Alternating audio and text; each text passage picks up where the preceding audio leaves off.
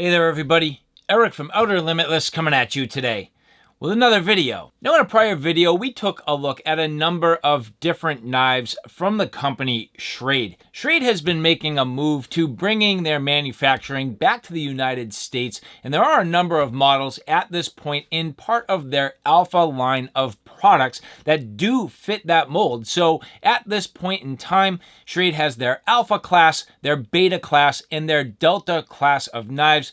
Today we're going to look at one of their Alpha offerings. This here is the Truix. So what we're going to do, we're going to take a look at this knife in detail. Now keep in mind, again, I did have a first look and first impression of a number of knives in Schrade's new lineup, including this Truix, but today, a little bit of a deeper dive. Now at this point, I have been carrying this for a while. I have some impressions. We can take a look at how it's been holding up. Generally speaking, I greatly enjoy this, but with that said, I have a whole bunch to do and a whole bunch to share with you, and if you're interested in seeing a little bit more about what I'm about to get into, do me a favor, stay tuned.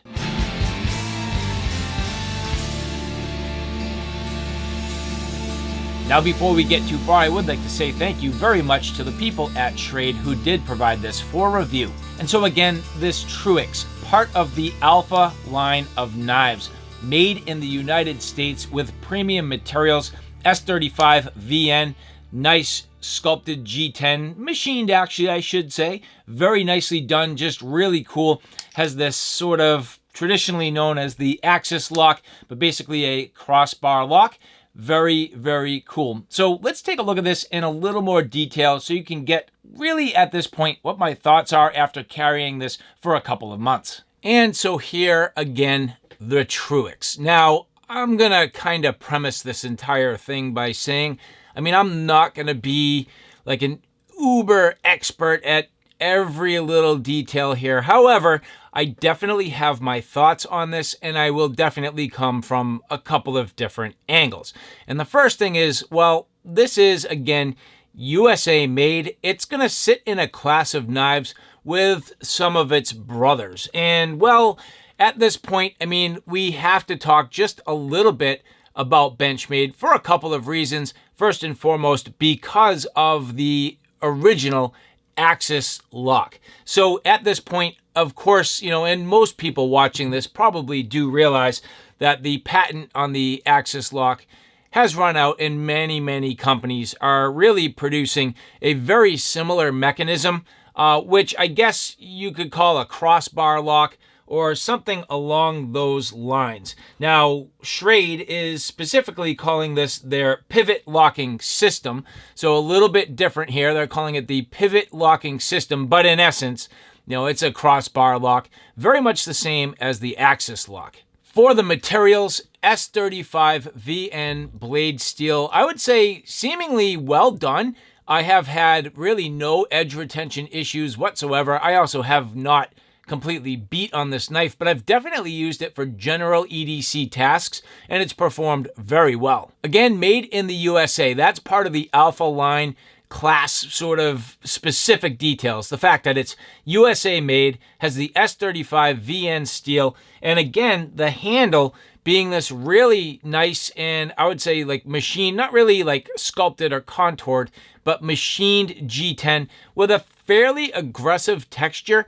When you run your hands this way, of course, it's going to be smooth, but when you go to grip against it, that is quite grippy, and it actually, I like it. I think it feels really good in the hands. Now, that has done one thing for me after significant use, and I can tell you in some of my pockets, it's actually made it a little bit difficult to get out of my pocket.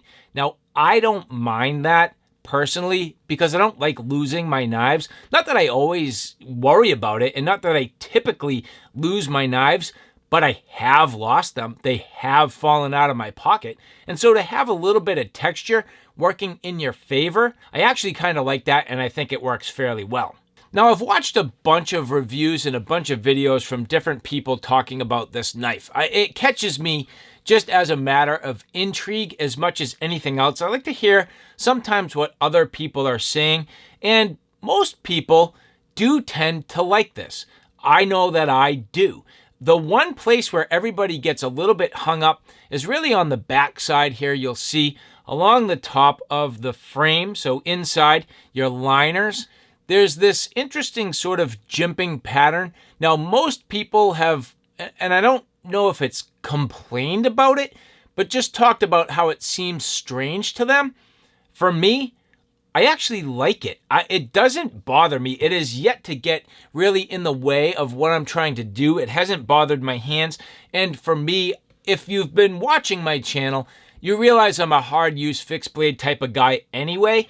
So if I'm doing work that's hard enough that this is going to hurt my hands, I should be going to a fixed blade anyhow. So anyway, that's my style. And of course, different strokes for different folks. But this really, for me, has never been a bone of contention. And I kind of like it. And I guess the reason for that would be reverse grip. If you're going to put your thumb there. But if I'm going to reverse grip a knife, I'll either go over the top for stabbing, or I'll probably just death grip it. And with a folding knife, quite frankly, I'm not going to do that anyway. I'm never going to really be stabbing with my folding knives. I'll reserve that to my fixed blades. So to me, this is kind of a moot point, which leads me to my next sort of point, which is this does have a lanyard hole, which is a nice wide lanyard hole. But again, for me, I'm probably never going to put lanyards on my folding knives. I don't use that feature. I don't use a lanyard to help me get it out of my pocket. I don't use a lanyard like on my hands for working. So even though that's there, realistically for me, I'll never use it. So it's sort of really at this point, a little bit more of a design aesthetic around these screws. Now, as you look, these frame screws here are pretty much holding in the back side of this back spacer, which at that point, as I mentioned, has a little bit of a standoff. So it's not a fully enclosed back spacer, but it is a standoff and open construction through your frame, which at this point, again, is sort of a liner design, and really leaves this entire thing open, which I do like. I kind of like that this knife is open, gives you the ability to clean very easily. As you look at the inside, no notable skeletonizing. Now, that for some people is going to be a hit or miss. I am not a weight snob on knives at all. I don't care how much this weighs. It's never going to be enough to weigh me down. I'm not counting ounces. I'm not looking at, ounces per blade length and some of those other statistics that some people really do care about. That's not a thing for me. So the fact that it's open, easy to clean, but at the same time doesn't have any skeletonizing, that doesn't bother me at all. Now, when it comes down to the detent, this is where sometimes these crossbar style locks can be a little bit light. As I get on the detent here, very, very light. A very light detent as I push on this. Very simple to deploy using that thumb stud. There's almost, I'm not going to say no resistance, but very little resistance. And that is not uncommon. In fact, what I'm going to do here, let's break out this Benchmade. So this is the full-size Adamas, the original D2 version. And as I get on this, almost less detent. Almost less. And I feel like that's due to the length of the blade really having like a moment and a torque to push it past that lock. Very little amount of actual lockup, and without really any motion, you can fling that blade open, which, to be honest with you, I kind of like. And here, the Benchmade Contigo, very similar, a little bit more resistance, probably due to the geometry and the proximity of the stud to the axis lock there. But again, not a lot in the way of resistance. And if anything else, whoop, there you go. Flying open with ease. Very, very simple. And well, now when you look at the Truix, that thing just flies open with a little flick of the wrist. Can do it that way too, pretty easy. When you invert the knife and bang, no problem, comes right out. So very simple, very wieldy. The crossbar lock, I would say, seemingly working very well. As I look at this here, after a bunch of time, a little bit of wiggle, a little bit of rock horizontally, not vertically. So that's horizontal. With the embodies, much more stout, but I can still feel a little movement in there, just a little bit. And this is on washers, where the Truix is on bearings. So again, keep in mind that this here is on ball bearings, which makes it very, very smooth. I mean, when you look at how this just flies around, very, very smooth. That's not a problem at all. So generally speaking, the action on this, I think, works out very nice. I do like it. Now, when it gets into the clip, again, another place where a lot of people have their opinions. I agree with most of the opinions, but at the same time, I do have to say, this has been just fine. I have no problem with it. In fact, you know, the people's gripe is really, if you look at the button screws sticking up, it does get in the way of the clearance of that deep ride pocket clip. That hasn't really caused a problem for me. It hasn't impacted how deep I can send this in my pocket, and it hasn't really impacted how much it snags my pocket. So if that's the case, who really cares? I do think it would have been a cleaner look had it been countersunk. I think it would just physically look better and look to make more sense and maybe buy you some clearance on thicker material, thicker pockets.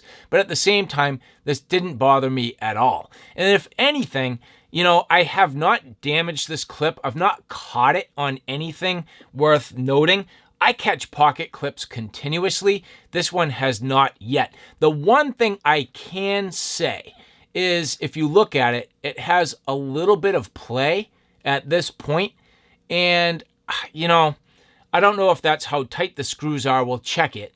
But for me, I think that's because the way I grip this to deploy it with the thumb stud, I'm literally applying a little bit of pressure to the underside of the clip. And when you look at it there, that's where my fingers index. And then I'm pushing off on the blade, and that's where my fingers are. And then again, when I get on the crossbar lock and I go to pinch it and pull that down, my fingers are again gripping on the clip to kind of hold on to the, you know, handle.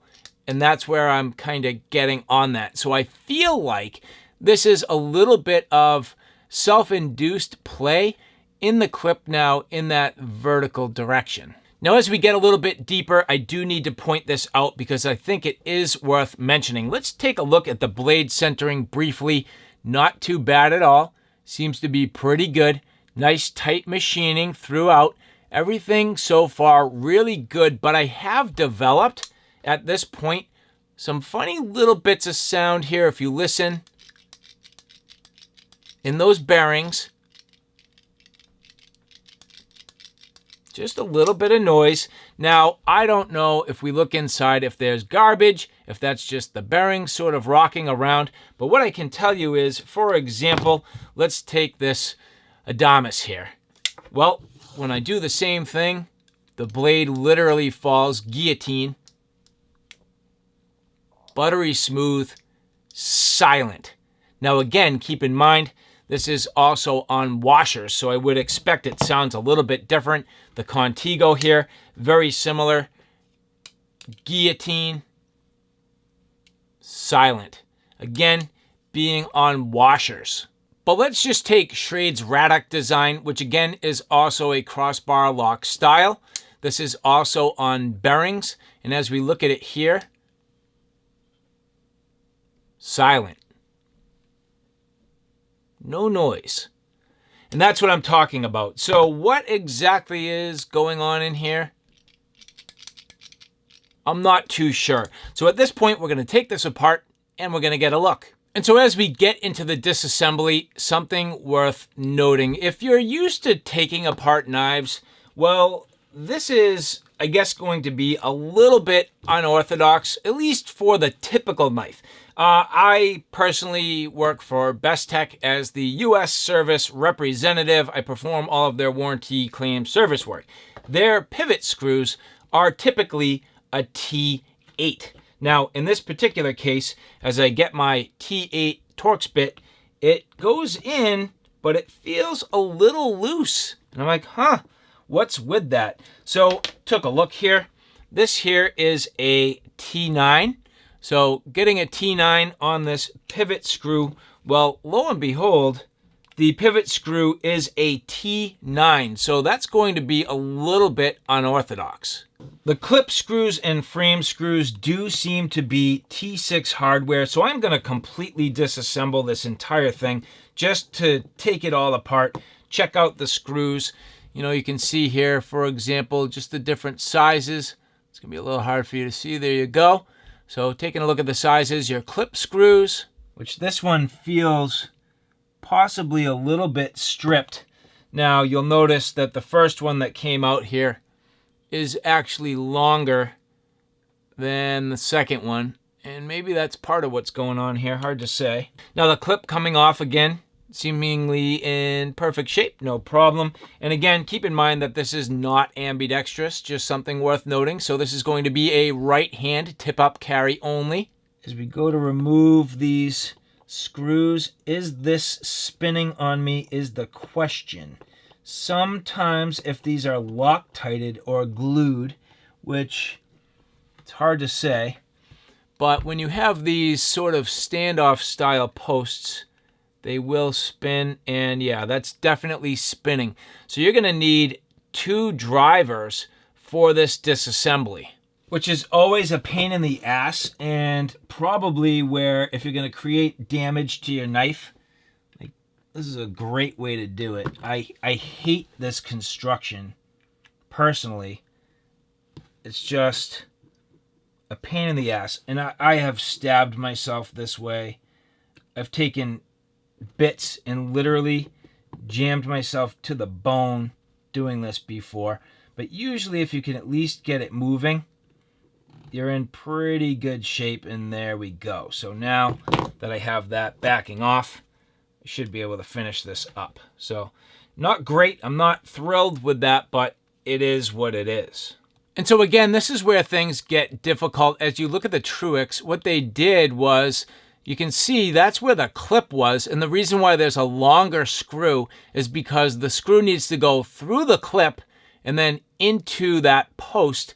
Now that standoff there is not being held on right now by another screw, and of course what that means is on this side, as I go to turn this, that thing's literally just spinning and spinning and spinning. So this is a pain in the neck to get apart. I could get some pliers in on that, and I will, but if you're somebody that cares about your knife and doesn't want to damage it, that's just a consideration. I'm just pulling apart what I can, you know, the parts that I can get loosened up, I'm going after, the bolts I can get out, I am getting out, screws I should say, but all of this kind of different size screws in all scenarios, so you're going to need to pay a little bit of attention getting this back together. The bolster having these super tiny threads, so you can see here, you know, that one there is very, very small. And at this point, again, your pivot screw being that T9, which is also double-sided, and I bet you I only have one T9 available. What a pain this knife is to disassemble. I'm not thrilled on this at all. So I am, of course, going to do the stupid thing and put my T8 in on one side and my T9 on another. And don't be surprised when I'm swearing, because I've stripped this, but it just needs to be enough to get this to start to walk itself out. But again, this knife is not going to be a fan favorite to take apart. I can tell you that is for sure. Which leads me to one of my points, which is I feel like something's got to give on this. Like if they had just gone with a D style pivot screw, you can see some oil coming out here, which is fine. But yeah, had they just gone with like your sort of D-shaped pivot assembly, it would have been a little bit easier. So just trying to wiggle things around. I did get this side off, and you can see this is the bolster from one side there. A couple of the screws that I was not able to get on or take apart. At this point, can I like wedge on this and just get a little bit of pressure. It's a great way to crack your G10 scales. But this is not happy being disassembled here. That pivot screw, I can probably push this out if I'm careful. Try to wiggle that out. Again, this is really not at all happy to be disassembled. Oh, there we go. So got that out, and that is very tight here. Very, very tight. But did get that out. And again, I am struggling to get the scales off. Now at this point, the blade will drop out. You can see the bearings here. So we'll take a look at those in some detail. But what I really am curious about is why this is making so much noise. So I'm going to have to keep working on this full disassembly here. And so this is the part that bums me out when I have to get my needle nose pliers on here to hold that in place while I back off a screw. I know that is going to mar my post at least a little bit. And if I had to do this for a customer, I would be bull. I would be bull to have to do this to a customer. And I would be bull if I was the customer. So, yeah, a little bit of marring on that post. Not a huge amount, but enough that to me, that matters. So at this point, this scale should, I say should, come off. And there it goes. It's going to be the exact same deal on the other side. So, not liking that, but it is what it is. And there we go. Tons and tons of oil from the factory. I mean, this thing is coming literally lathered. This is not my oil. This is what I got from the factory. So you can see underneath the scales, lots of oil. Now, a little bit, I would say, is good. Like if this was sort of flavored out a little bit and smoothed out and just enough to keep that steel protected, I'd say sure. But to me, that is quite a bit, but not too big of a deal. And now at this point, just undoing the spring assembly. So the spring, you can see here from the crossbar lock sitting in that groove. Just taking it out real careful. Sliding out the crossbar. So this should slide out. That's completely stuck. Oh, there it goes. So just taking a little bit of persuasion and sneaking this all out. Now I got to be careful to make sure this all goes back the appropriate direction. It might not matter by the looks of it, but I definitely want to be consistent with my reassembly. So got to be a little bit careful here. And as we take a look at the inside, I'm going to clean this up because you'll notice that the bearings do run directly on the frame. So, you know, on this liner, there's no washers or anything like that. So there's nothing sacrificial. It's nice when there's a washer in there because then your bearings run against the washer, which is sacrificial. But at the same time, there's probably not enough room or clearances to be able to do that. This is fairly thin and not like you can machine a groove in there to accept the thickness of a washer. So as I clean all this up, just getting rid of literally all this oil, I am going to bring these upstairs and literally wash everything. I can see what side everything was running on. The bearings were clearly running on this side of the scales. You can see that outline from where the bearings were running. So for me to get something back into working order, I do like to completely clean everything and then just get back to like factory fresh. So I say factory fresh, this is loaded in oil. So I'm just gonna clean up everything so we can look at it in a little more detail. And so now with everything cleaned up, ready to inspect, let's take a quick look. So again, here you can see this is the liner. So on the inside, you can see definitely a little bit of an indication that the bearings were riding right on that steel. And as we take a look at the blade, because obviously this is going to be the other side of the bearing, you can see there just a little indication again that the bearings do seem to be riding right in there. Now, that's not a problem at all. It's just something worth noting that you can clearly see just that little bit of a track on the inside. Now, I did look at the bearings themselves, cleaned everything up, and these, from what I think I know, I mean, these are caged bearings, but these seem to be stainless steel bearings. I would think they might do better with ceramic. So I could theoretically change these out right now, but I'm not going to. Just in the name of science, we're going to put these back in. But again, I believe these are stainless ball bearings in that cage. So a brass cage, pretty straightforward. Now, one thing that I do like to do, which is very simple, but I do kind of like to run these just on a piece of paper a couple times. Just takes off like a little bit of oxidization, and I can tell you already, just by doing that alone, it really frees them up. They really are rolling nicely. So it makes me wonder sometimes if just a little bit of like gum and grime and fuzz and lint and all that crap gets inside. But I can tell you already, these are running much nicer just from that one little thing.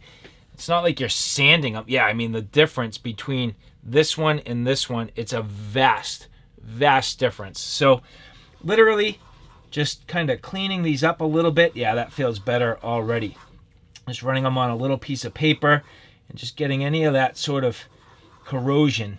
And I feel like that's where the ceramic bearings might do a little bit better than stainless steel. But again, I am certainly not an expert by any means. But at this point, I mean, I've taken a look at everything. I got everything nicely cleaned up. No real notable damage. Just going through everything, making sure everything is nice and clean. You can take your Q-tips and just fine-tune everything while you're here. Might as well go back as good as you can get it. So I'm just going to finish cleaning this up. I'm going to put everything back together, and we'll go from there.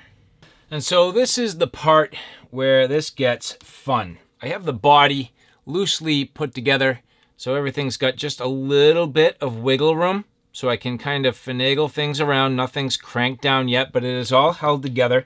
Now what I need to do is ultimately get the bearings into this blade assembly and then slide the whole thing into the frame. So I'm just going to get literally a drop of lube, a drop at this point, to lubricate that pivot, but that's about it. And so if things work to my advantage, usually the lube will kind of, oh, there we go. I was going to say hold the bearings in place. So let's see if I can sneak this all in there. This is where this design can be a little bit troublesome, but I should be able to do this. So just sliding that in, sandwiching, and finding its groove. It should be right about there. And now what I can do is get my pivot screw ready, and we'll pop that into place. Which on this particular model, I really don't think this makes a difference at all, because it's not like there's a show side and then the clip side. It just pretty much is the same on both sides of this screw, because it is a double-sided star bit there. So we'll finagle this into place and should be good. Which at this point, reassembly went very well. I'd say maybe 10 minutes tops. No problem, no surprises, nothing difficult. Went very easy. Now I have a ton of adjustment to make. This entire thing is just loosely put together. And you know from my disassembly, I'm going to need 2 drivers to get everything back together. So that's my next step. But first thing for me, general mechanics, this does seem to work. So I'm not going to get into the final prognosis here until just yet. But we'll get through the end of this. I'm going to get this all nice and tidy, and then we'll go through my final thoughts. And so now, final assembly complete. Not too much in the way of oil. I've cleaned everything up. Might not be perfect, but at this point, deployment, solid. That feels really good. But the question is, and of course, as you remember, what about that grinding sound? So that's going to be the moment of truth here. Much, much better. So what happened? That's the question, right? And I would say in terms of centering now, I mean, I'm probably not as perfect as I was, but for a user, I'm okay with that. I can certainly make some adjustments, I'm sure, but I'll take that for now. The overall detent feels good. Actions, fine. Nice and snappy. That feels good. And everything might just literally fall back into place eventually. So it looks pretty good, actually, now that I've whacked it a couple times. That's getting there. So in terms of the clip, nice and sturdy now. No movement at all. So that's nice and firm. Everything put back together, nicely lubricated. So I would say that I probably had a bearing that literally was not spinning and just had some gunk in it. So that just goes to show how finicky ball bearings really can be. So in my opinion, one of the things that I was definitely going to say, and as you see there, nice action. But one of the things I was going to say is, for a knife like this, I personally have no problem with washers. Look at the action on this knife. It's ridiculous. And that's washers. I mean, so smooth. Buttery. Buttery. Buttery smooth. And that's washers. So, in my opinion, I would love to see companies really getting away from ball bearings. That's just my opinion. I think washers done right can be phenomenal. And you get away with, so much less maintenance. You can just use your stuff a lot harder and really not suffer from some of the issues. So again, here you see a full disassembly and reassembly of the Truix. But what about my final thoughts? And so if you go back to my first impressions video of these knives, my whole takeaway was trending in the right direction. And I still find that to be true. After carrying this Truix now for a couple of months, really getting to use it and to enjoy it, I like this knife a lot. In fact, I'm really impressed at the new Schrade lineup. I am. I think they're going in the right direction. Do they have room for improvement? Sure, but guess what? Most companies do. And, this is not really going to be a knife that, in my opinion, is an easy knife for the beginner to use, is a beginner to maintain. It's a little finicky. It's a little testy. The construction method's a little difficult because it's on bearings. It's going to be a little more sensitive. You can't get sand. You can't get dirt. You can't get grime. You need to be a little bit careful. But at the same time, it is pretty nice. I mean, that action now pretty dialed in. Centering, very good. The blade steel, I love the shape. That's something that I barely talked about today, but I love this design element, the style. I love the blade shape. It fits great in my hands. I really like the way it fits. So ergonomics, general performance, overall capability is there. I just think that for me, I don't really like bearings. I just prefer washers, but that's in the eye of the beholder. So generally speaking, this Truix, I definitely like it, and I can say that for the right people, I can definitely recommend it. And so again, to the people at Schrade, I would like to say thank you very much for providing this for review. And for the rest of you, if you like this content, do me a favor, take a look at my Outer Limitless 2 channel, which is more on the tactical and firearm side of things. At this point, that channel is growing quickly. I have a ton of videos up there, so if you like what you see here on Outer Limitless, do me a favor and check me out on Outer Limitless 2. So all right, guys, thanks for stopping by. I hope you like what you saw. I hope you found it a little bit informative. If you like what you saw, please like, share, and subscribe. And as always, thanks for stopping by. Take care now. I'll see you soon.